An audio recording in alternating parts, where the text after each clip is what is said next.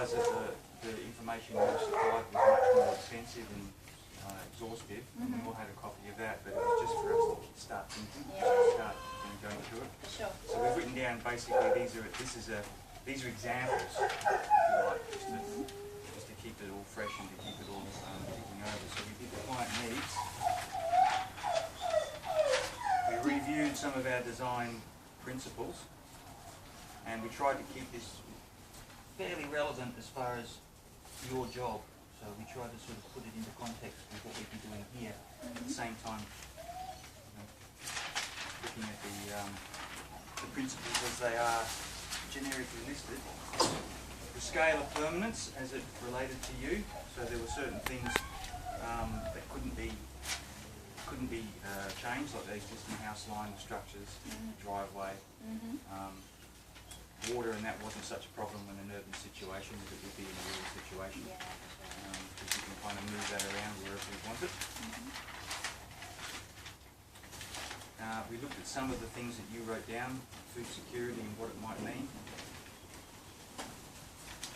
So we generated some mind maps. Some of the possibilities for kids, education, which I know is something that was close to your heart, that the design had to address and fulfill. So hopefully we'll be generating quite a few little cottage industries for them. Excellent.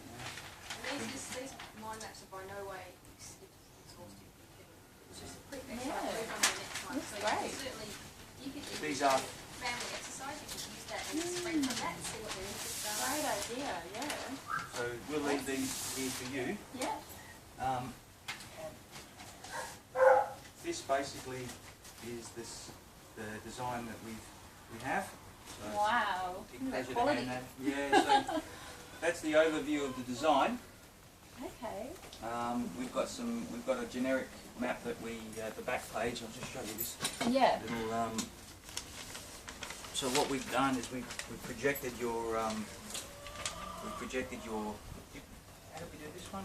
We took an A4 Google map of this, and then we traced the hard lines. Yeah. Made this and then photocopied this, so we could do it 20 times and do 20 different sketches around it. So Yeah. this essentially gives we've changed a few things, but that's what we started with. So that's something that you guys can play with yourself as well. Excellent. Okay. It's a very easy little template. Cool. And then from there, there's also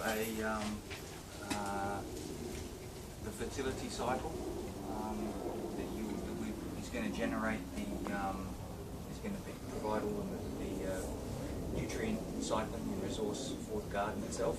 Yeah. And we've broken it down into lists of plants there that are potentially. We have provided some in the design, but there's a whole selection of things there for you to decide what you're actually going to put in. Okay. So we've kept it fairly, as you know, from designing from patterns to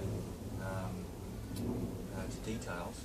What we've done is we've described exactly what the type of plant system will be, but not specifically what each species will be. Yeah, sure. For instance, in this area here, there'll have to be a decision made as to whether it's a dedicated deciduous plant system for winter light, but that would still leave you a little bit exposed for rain shield and wind protection. Yeah. So if you decided that it was to be you were happy to have a deciduous plant, you'd have to have physical like that. Yeah. If you wanted it to be perennial, that would be taken care of. You'd have to manage light. Or it could be mixed. So you'd have to fine tune that one based on you and Brad and your desire for what you want to look out the window at and what you want the climate to be modified as when you're here. But certainly there's going to be what we just came up with. The best option for the design was to have a fairly stacked perennial food system here. Okay, and all of the systems would have mixed carbon, fast carbon in them, and elements of forage, dual purpose plants. So about 50% of your plants are going to be dedicated edibles, maybe a little bit more.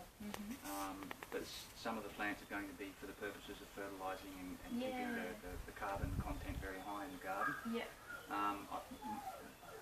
My vision is that you'd be able to cut and drop without relocating anything. So you can go into this area once or twice, in some cases 3 times a year with some of your really fast carbon, and just drop it and mulch in situ. it will stack towards the sun, so it'll be getting lower as you go down.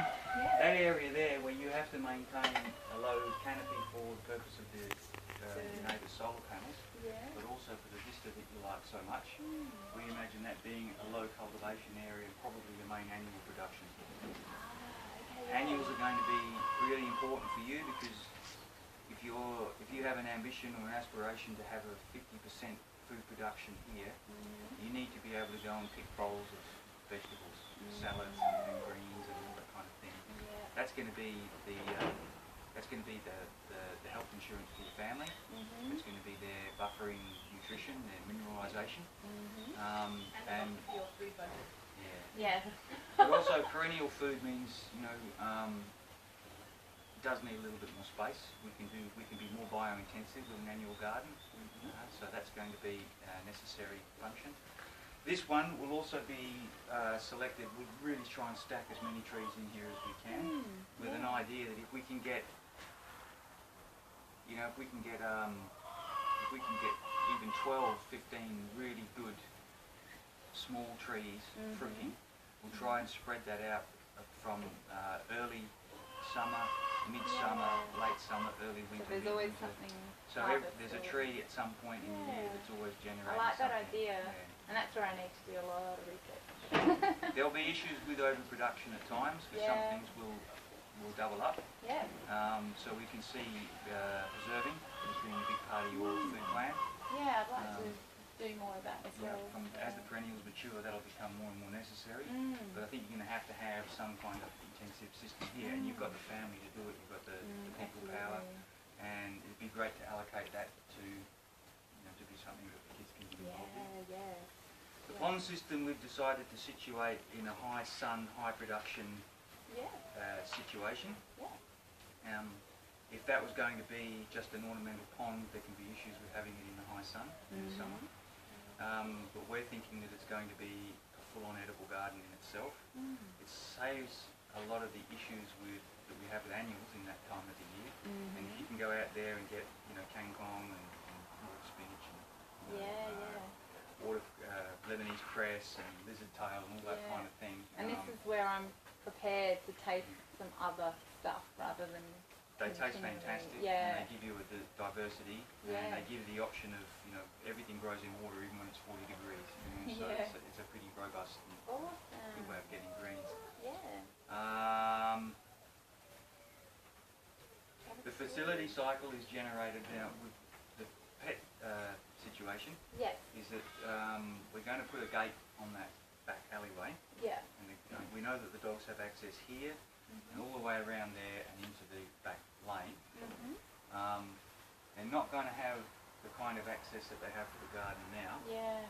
This fence is going to continue up or in the design, what we would propose is that the chicken area is in the corner, and it's almost an A and B system. So we're going to put a little laneway down the back fence so that they can get into this.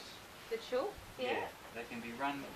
They can be run opportunistically in here because this will be a perennial system that as it matures it'll get quite hardy, and you can run them in there without doing too much damage, and because you can get them out, alright, you know, you can monitor exactly how much damage is taking place. You could tractor them in the annual area as well if you wanted to, or if you had one crop in there and it was all dying off at one time, you could clean them up. But they'll have a dedicated little forage system running down there about halfway, maybe 2/3, and then it'll be fenced off back to that little, back to the back boundary. The other side of that is going to be the area where your dogs can get off the pavement, and that'll be a high carbon area. Okay, so what we're going to do there is you can either run that as a very deep litter system, so it soaks up all of their nutrient. That's where you'll encourage them to do their business. Okay.